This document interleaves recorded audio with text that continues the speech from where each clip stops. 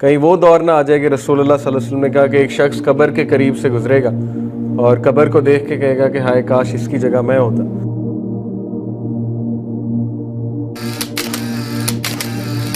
मुझे अफसोस होता है कि आज जिस दौर का हम शिकार हैं, जिस दौर में हम रह रहे हैं, नेकी प्रायोरिटी नहीं है लोगों की। लोग नेक बनना नहीं चाहते, लोग सिर्फ शायद नेक दिखना चाहते हैं। और ये डॉक्टर इसरार रहीमहुल्लाह का बड़ा फेमस सेंटेंस है कि हम लोग नेक दिखना चाहते हैं, बनना नहीं चाहते।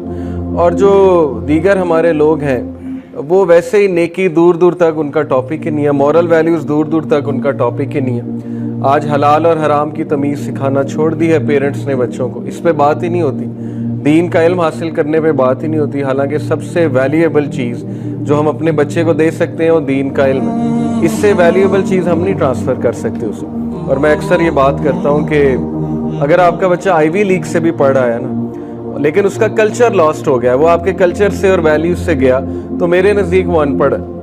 क्योंकि एजुकेशन की डेफिनेशन ही है, आप किसी भी एजुकेशनिस्ट से, दुनिया के एजुकेशनिस्ट से एजुकेशन की डेफिनेशन पूछ लें, वो आपको एजुकेशन की डेफिनेशन बताएगा कि it is the transfer of culture and values from one generation to another. ये एजुकेशन है। तो एजुकेशन ये तो नहीं कि आईवी लीग से पढ़ आना और पीएचडी कर आना या मास्टर्स कर आना, वो तो एक फ़न है। और फ़न आपके बच्चे ने सीख लिया, बहुत अच्छी बात है, मे बी वो मिलियंस कमाएगा। लेकिन अगर वो अपने कल्चर से, अपनी वैल्यूज से गया तो फिर वो एजुकेटेड नहीं है। इसका मतलब आपने अपनी जनरेशन को स्टेक पे डाल दिया। तो unprecedented downfall of moral values आज के दौर में देखने के आ रहा है। और लोगों के बिहेवियर्स, लोगों के रवैये, लोग ग्रीडी होते जा रहे हैं, मटीरियलिस्टिक होते जा रहे हैं। हमारी पॉलिटिक्स से लेकर, इकोनॉमिक्स से लेकर हर चीज़, सोशल स्ट्रक्चर, सोशल फैब्रिक, वो मटीरियलिज्म पर बेस्ड है। और उसका जो नतीजा है, उसके जो रिपरकशंस है, वो हम सब भुगत रहे हैं। अभी तो मेरी रूह कांपती है अक्सर जब मैं नज़र दौड़ाता हूँ कि आने वाले 10 सालों में क्या हो जाएगा अगर हमने दावा ना किया।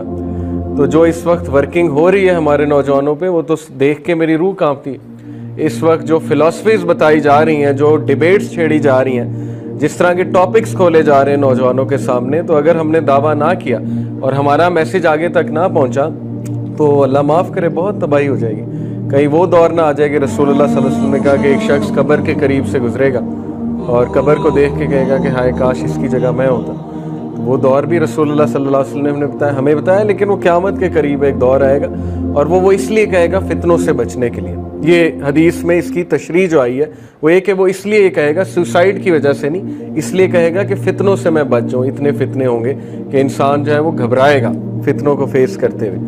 तो जो इस वक्त हालात चल रहे हैं ना, हमें होपलेस तो नहीं होना चाहिए, लेकिन हम काम बहुत कम कर रहे हैं, हम मैसेज बहुत कम आगे तक पहुंचा रहे हैं और चेंज एजेंट्स बहुत कम है हमारी सोसाइटी में। सैलाब कुछ इस तरह से आ रहा है कि मोस्ट लोग जो है वो बह रहे हैं उस सैलाब में। और जो इस वक्त फेमिनिज़म की जो वेव है, 4th wave, 5th wave feminism, औरत अगर करप्ट हो गई सोसाइटी की तो आपकी सोसाइटी ख़त्म है। अगर आपकी औरत जो है, औरत ज़ात, उसको आपने करप्ट कर दिया मॉरली, तो फिर योर सोसाइटी इज़ ओवर। और मैरिज का इंस्टीट्यूशन जिस तरह से हिट हो रहा है मैं आपको बता नहीं सकता, because of all the so called philosophies. 5th wave feminism, फिर लिबरलिज्म का टॉपिक छेड़ दिया, ज़ाहिर है political philosophy, liberalism as a political philosophy, फिर ये रिलेटिव मोरालिटी का कॉन्सेप्ट छेड़ दिया। जो भी इस वक्त चल रहा है, तो मैं तो बहुत परेशान होता हूँ अक्सर कि हमारी जनरेशन्स का क्या बनेगा अगर हमने दावा ना किया, अगर हमें वेकअप कॉल ना आई। और वो वेकअप कॉल यही है कि हमें नेकी की तरफ वापस आना है, हमें अल्लाह के नेचुरल वर्ल्ड ऑर्डर की तरफ जो है वो वापस आना है। इस वक्त ह्यूमैनिटी अल्लाह के वर्ल्ड ऑर्डर से हटके दूसरे वर्ल्ड ऑर्डर पर है। इसको मैं शैतानी वर्ल्ड ऑर्डर कहूँ या एंटी रिलीजियस वर्ल्ड ऑर्डर कहूँ, हर चीज़ उल्टी है। तो अल्लाह का वर्ल्ड ऑर्डर था गिविंग, तुम लोग गिवर्स बनो, गिविंग करो, ह्यूमैनिटी की बात करो। उन्होंने जो वर्ल्ड ऑर्डर बनाया वो मटीरियलिज्म पर बेस्ड है, सर्वाइवल ऑफ द फिटेस्ट पे बेस्ड है, माइट इज़ राइट पे बेस्ड है, सेकुलर वैल्यूज़ पे बेस्ड है, वगैरह वगैरह, सिलेक्टिव ह्यूमन राइट्स पे बेस्ड है। तो परेशानी की बात है बहुत ज़्यादा कि हम बहुत अरसे से जो सो रहे हैं उसकी वजह से बहुत ज़्यादा तबाही मच गई है। अब मज़ीद हम सोना जो है अफोर्ड नहीं कर सकते। जैसे अल्लामा इकबाल ने कहा था ना कि वक्त फुर्सत है कहाँ, काम अभी बाकी है, नूरे तौहीद का इत्माम अभी बाकी है।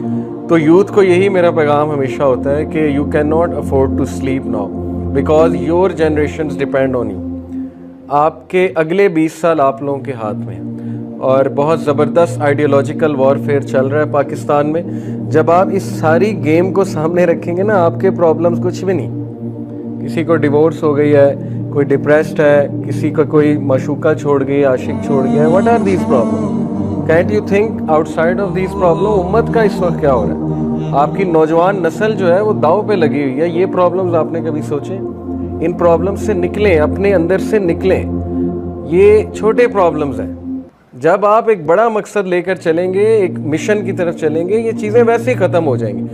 ओके, सो ये मेरा हमेशा यूथ को पैगाम होता है। लेकिन ज़ाहिर है उसका एक मैकेनिज्म है। ऐसा नहीं होगा कि एक बंदा खड़ा होगा और चेंज आ जाएगी। उसके लिए नेक बनना पड़ेगा, क्योंकि जब तक इंसान नेक नहीं है तब तक जो है अल्लाह ताला की मदद नहीं आती। सीधी सी बात है, राइट? जैसे सलाहुद्दीन अय्यूबी थे, उन्होंने, आपको क्या लगता है कि फ़लस्तीन पाने के लिए, जेरूसलम पाने के लिए एकदम हमला कर दिया था?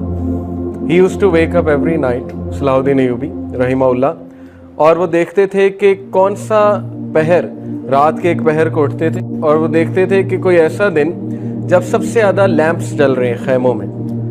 एक दिन उन्होंने देखा कि मैक्सिमम खैमों में लैंप्स चल रहे हैं, यानी तहज्जुद पढ़ रहे हैं सोल्जर्स। तो he said this is the day we attack. उन्होंने कहा आज हम अटैक करेंगे। ये सोच थी उन लोगों की, क्योंकि उन्हें पता था कि फतह नेकी से आनी है। वेपन्स अपनी जगह है, उसका इनकार नहीं है, टेक्नोलॉजी अपनी जगह है, लेकिन अल्लाह ने फतह नेक लोगों को देनी है। ये अल्लाह का वर्ल्ड ऑर्डर है। अल्लाह ताला जो है वो नेक लोग को ऊपर लाता है। ओके, ये अल्लाह का वादा भी है।